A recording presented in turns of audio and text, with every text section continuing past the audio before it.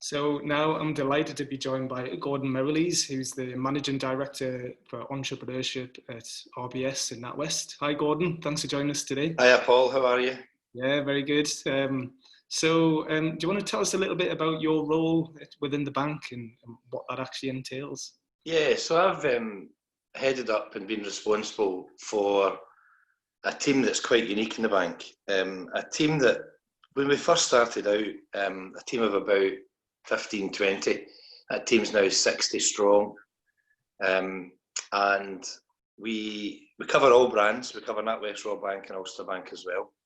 And what originally was, we had our first hub opened. We opened an entrepreneurial hub in Birmingham in February 2015. And since then it's just grown. So way back then, when things were maybe similar in some respects to what's happening with today's challenges, we as a bank, more than most, were really quite challenged, having been brought back from the brink by UK taxpayer, British government, etc., etc. So a very different place. I've been here 35 years, Paul, so I've seen all sides, and perhaps in the last decade plus, probably never been as challenged, but kind of I really wanted to stay and try and play a part in that recovery. As we started to win the hearts and minds of our customers again and the trust of business communities, etc. So one of the things I did way back then was I thought, right, we've got a lot of relationships, we've got a really good ecosystem that we work with. How about we try and lead, facilitate and enable that a wee bit more? Really focus on entrepreneurialism. There was a bit of a study back then, become quite common household name now, around the Global Entrepreneurship report. And Scotland at the time was kind of in the third or fourth quartile, and since then it's actually moved up to the top half, so it really got itself focused. And I remember being at a dinner and had one of these moments of truth, Paul, where you're sitting at the dinner. We were being kind of pretty much criticised every single day in the press. We became a bit of the poster child of the financial crisis, unfortunately, for lots of reasons that maybe we deserve, but lots of reasons that perhaps we just get caught up in and singled out for. I remember hearing Bob Geldof speak, and apart from the lambasting he gave us, Sir Tom Hunter was given a Lifetime Achievement Award that night, and he talked about how Scotland was going to become much more of an entrepreneurial nation again and what it needed to do to try and get there. It also talked a wee bit about startups and how they would lead that charge. And it talked about an organisation that we ended up partnering with, which was Entrepreneurial Spark, and kind of one of the ones to watch. And I had never heard of them, and I was leading a big team in business banking at the time, which was startup through to 2 million turnover. And I thought I was going to go and make it my business to find out about them. Went along, ended up partnering with them in Scotland. The then CEO, Ross McEwen, loved it so much that he asked me to leave my day job and roll it out across the UK. And we sit here today, Paul, with 12 entrepreneur accelerator hubs, having supported about 20,000 entrepreneurs last year. It's become more than that today. We started off, Ross's aim was around rebuilding trust and advocacy, frankly, that's what it was, but it's become so much more. It's become a beacon in the local communities.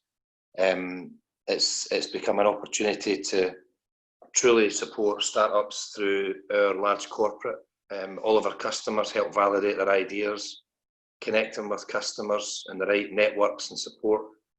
Role models, serial entrepreneurs, ecosystem, you name it. And I know you know a lot of this, Paul, firsthand of late, and I'm sure you'll really give us some feedback. And it just became a real movement within the bank, and you can imagine why it's been more than that is it's given us access to innovation like we never saw. It's allowed us to partner with a lot of those startups, and I can cover a wee bit about that, and it's become more of a high growth focus now. The hubs are more dedicated to high growth scale up businesses. We've had some real moments of feathers in our cap where, partnering with people like yourselves. But last year we were endorsed by the Scale Up Institute for the work we do, which is just phenomenal. And one of the 5 barriers to scale. And the moment we'll probably talk about this, but in these times we've had to completely pivot, take a bit of a leaf and a learning out of our own book, and the stuff that we teach our entrepreneurs in the last 9-10 weeks. As we brought in a brand new cohort. The hubs take two entrepreneur cohorts a year, April and October. We've also got a digital business builder accelerator program for pre-start, early stage, where maybe they've got a side hustle, or they're thinking about taking that permanent, leaving their day job, focusing on it 100%, or just got an idea and they want to test it, validate it. So that group's going really well just now too, and there's real demand for that because it's completely digital at the moment. So it's a long answer, Paul, and I could keep going, but I'll stop there and let you and I draw breath. Yeah, no, well, I'm not just saying that. I think you are doing a great job, not just you and your team, but the bank in general, because definitely...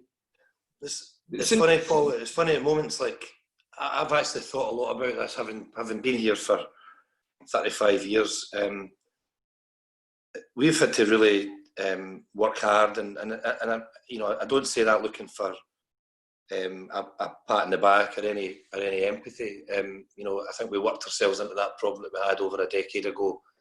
But in the last 10, 12 years or so, I've sat and watched that firsthand, and more so in the last 9 or 10 weeks. And I heard just the other day there that we'll have lent about 9 or 10 billion in the last so many weeks.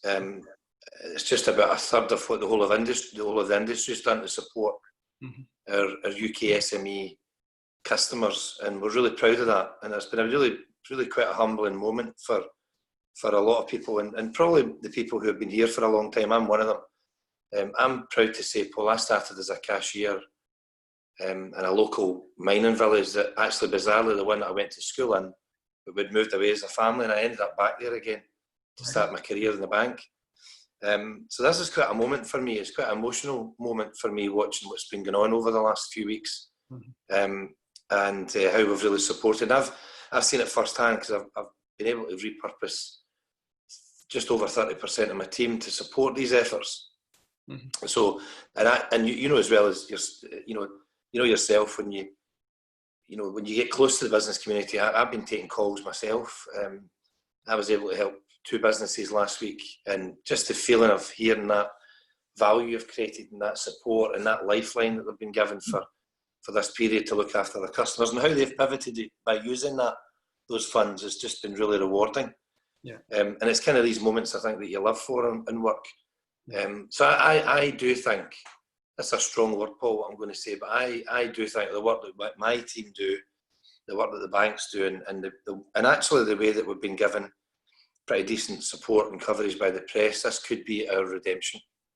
Right. Okay. Yeah. I really do. We've waited a long time for it, Paul. And it links really well a lot of work that Alison's doing around being a purpose-led organisation now.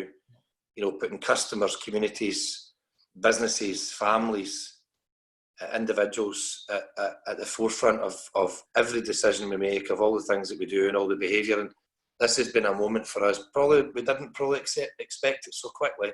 But it's been a moment for us to live and demonstrate that purpose. Yeah.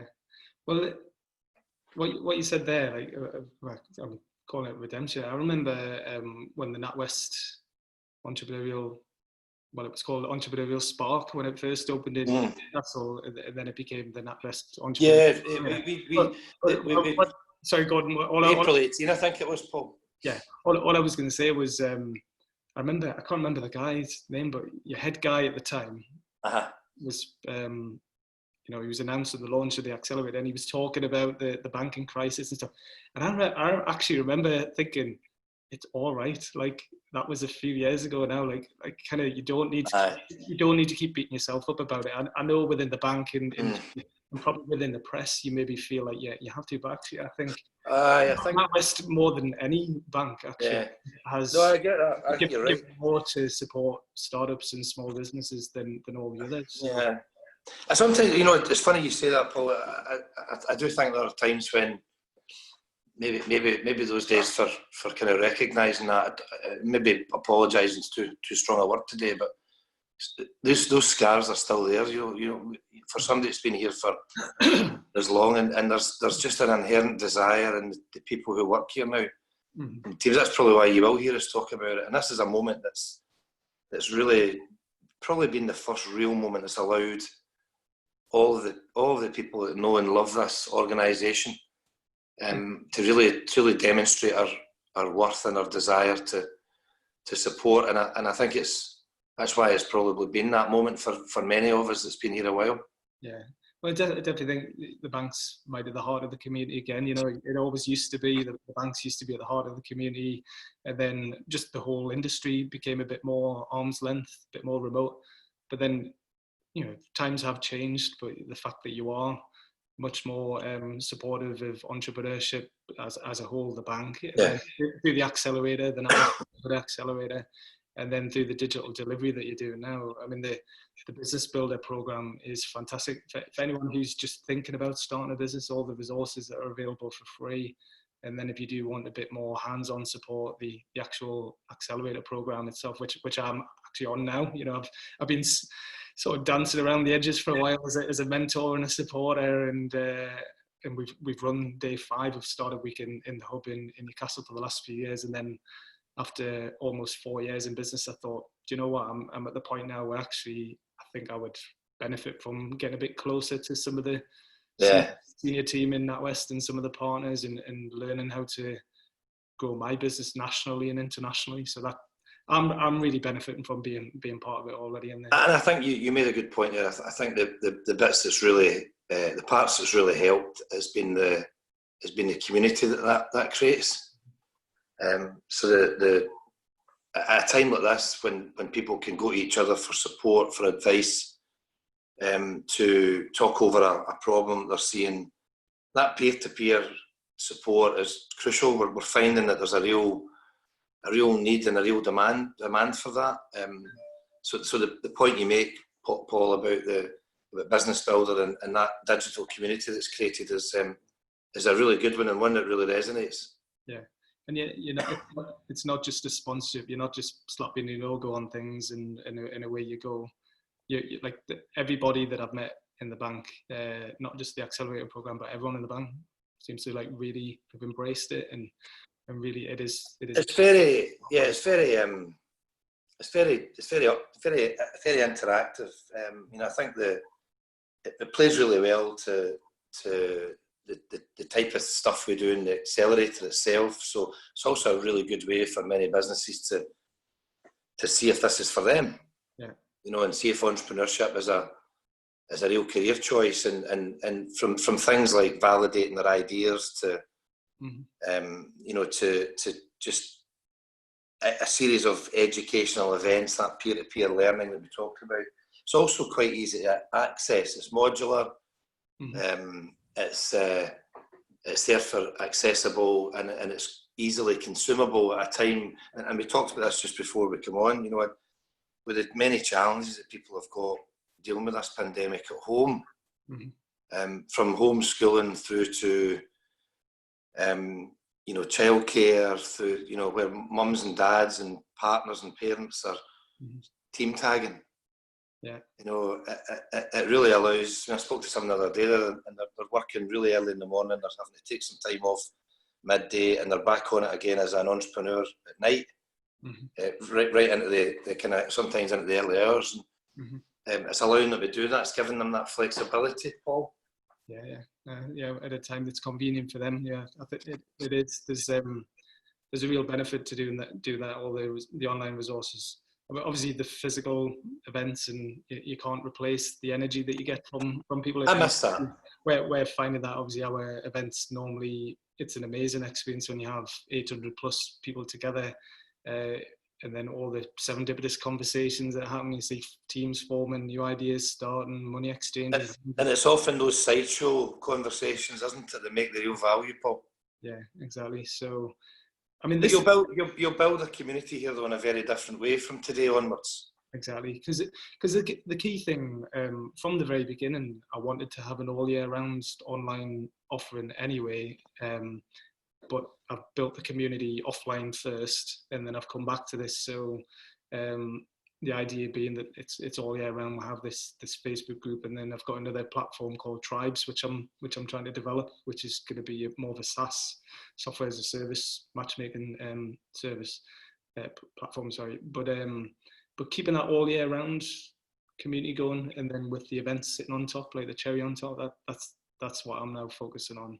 We didn't expect this either, Paul. So I mean, what you're doing is something that we've experienced. So we were due to bring an intake of entrepreneurs in first week in April.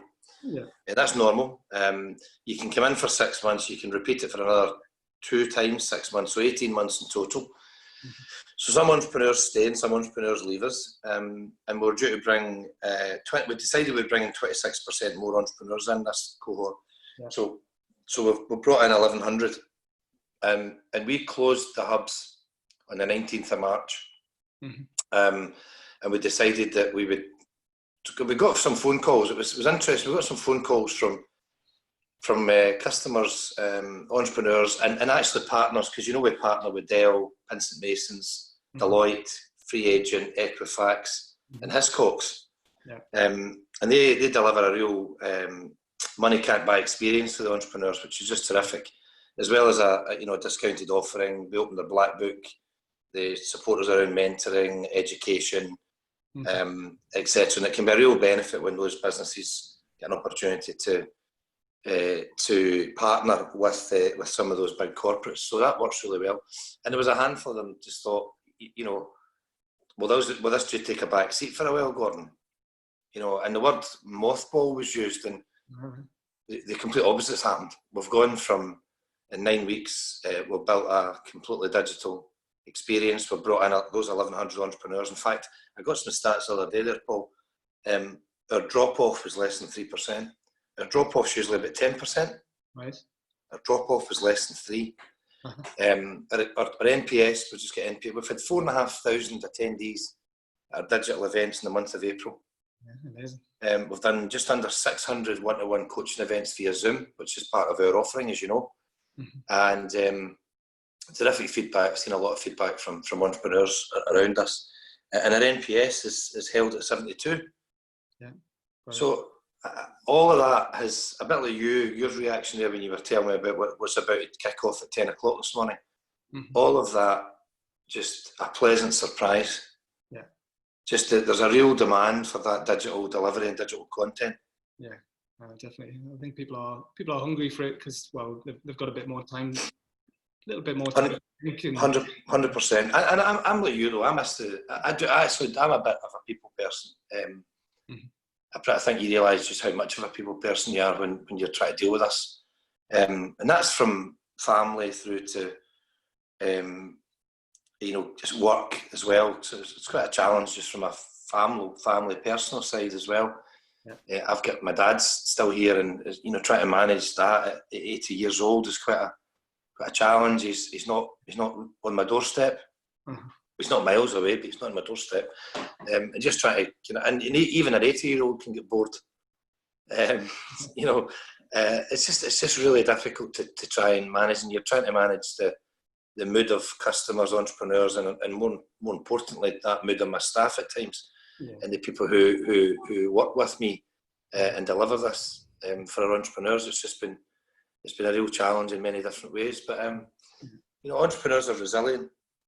They look for the opportunities in moments like this, don't they? Yeah. Well, I was talking to someone the other day about that we both had maybe a week or two of thinking, bloody hell, what we're going to do, and then actually. This is what entrepreneurs are all about. Like you rise to the challenge. You're like, once you take stock of it and you figure out where you are, it's like, right, okay, if we're not gonna rise to the challenge now, when are we going to do it? And that's the whole point of innovating and coming up with solutions to problems. So, and it will be the entrepreneurs that we know they create the wealth. We know they're the kind of the lifeblood, and never will that statement be true as we go through this recovery. And I think we've been in this survival mode. We're still, in many respects, in that survival mode.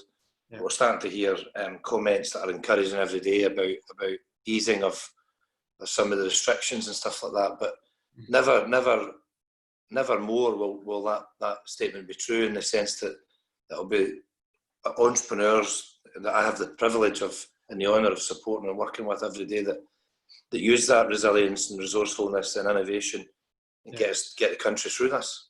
Yeah, no, definitely. Well, I think you've done a fantastic job. The speed at which you've gone from offline to online with your NatWest Entrepreneur Accelerator program, but also the bank itself, how much money you've been lending and how quickly you've been responding to the new government support as well, and just it is really important that the banks provide that support, that backbone to the economy. It's great to see us. I mean, I've mentioned as a team we've had to take a leaf out of our own book and really pivot. But it's great to see the entrepreneurs really reverting, kind of doubling down and reverting to some of that lean startup methodology that's made them nimble and agile and innovative during this turbulent period. And despite those changing conditions, in many ways, whether it be market or customer demands, or a lot of them are really working closely with their customers to deliver these solutions. And they're learning and they're improving and they're pivoting and they're adapting, they're adopting. And there's a lot of really encouraging moments coming out of this, and I think that's the bit that's kept us all going. We know there's going to be a boom in innovation. We know there's going to be a surge in startups. We know that there's a prediction that the economy can bounce back relatively quickly from that. I think that's to be decided and to be seen. But these are the things that will help us do that. And I even think things like understand the supply chain, bringing together the corporates in the startups, Paul. I think you and I will play a big part in this. I think the ecosystems in Newcastle and regionally, and actually I think it's gone beyond that, Paul. I don't think it is about Newcastle and the Tyne or the north anymore. I think it's about the village. It's about the town. It is about the city and the region. I think it's as local as that. As you start to see some of the businesses start to behave differently, and I think as we all know that the startups that we talk about are the early stage businesses. They are really nimble, agile, innovative, creative, and they do things really fast. I think a lot of stuff that you and I have talked about this morning is the pace, Paul, that you've had to work at, we've had to work at, fellow entrepreneurs have had to work at, and I think when you apply that to what a big corporate can bring in terms of reach and scale, in terms of customer base, supply chain, validation, bit of a match made in heaven. So I do think there's a real need for that collaboration between corporates and early stage businesses, probably never more so than now, Paul. That's a key thing that I'm interested in, is how to get the big companies working more closely with the small ones, because just a sweeping statement, but there's a book behind me. I think you'll have heard of The Lean Startup by Eric Ries. Yes. He's written a follow-up book called The Startup Way, and it's all about how startups generally are really good at innovating and developing new products and services, but they struggle to scale. But the large companies are really good at execution, really good Absolutely. but there's the bit in between where the big ones sometimes struggle to innovate from within. But if you can get the two working together in that kind of middle space, that's the real opportunity. So that's something that we've seen a bit of that. I've had an innovation scouting program, Paul, because one of the things people say to me, so what does the bank get out of this? This is fully funded. We don't charge a fee. We don't take any rent or rates or any of that sort of stuff. We don't take equity, so what's in it? And I've mentioned a number of those things that are in it, but one of the big things that are in it is the ability to partner as a bank with some of these entrepreneurs and help us become more innovative. And there's a lot being said just now in the UK about how do we get this going again. I've mentioned entrepreneurs I'm going to call it as a breed. And then other pieces that accelerators are. There's a lot been said about they're going to play a huge part, whether digital or physical, in getting UK SME through this crisis. So access to mentors, access to role models, access to serial entrepreneurs, access to wider business networks, access to investors, and then notwithstanding that education, coaching, training, process that we take them through. as well as that community and peer-to-peer learning that we've touched on already. Yeah. Well, we know we've got a crucial part to play here. Mm-hmm. No, it's essential. So, well, I'm gonna let you go now, because I know you've got a really busy. You've always got a busy day ahead of you, managing your team and all. I bet you've got a million things to respond to as well. But just want to say thanks again for all the support that you've been giving us. No, and thanks to you, Paul, for asking. It's an honour to be part of you guys kicking this off this morning. You were telling me just before we started, there's a couple of hundred in the Facebook book group. So I think that just tells you what we've been talking about the demand. And I know you've got this video for at some point during the week, people might access it. Just on behalf of supporters of entrepreneurs, and behalf of the bank itself, I just think a huge well done and good luck to the individuals that will sign up and get involved this week. And we wish you all the best. Thank you. Cheers, Gordon. We're going to share this. We're going to share this today on day one inspiration, and we'll have some links underneath the video as well, pointing people back to places that we've talked about as well. So, all right, thanks, Gordon. Cheers, buddy. Thanks. See you later. Have a good day. Cheers. Bye. You too.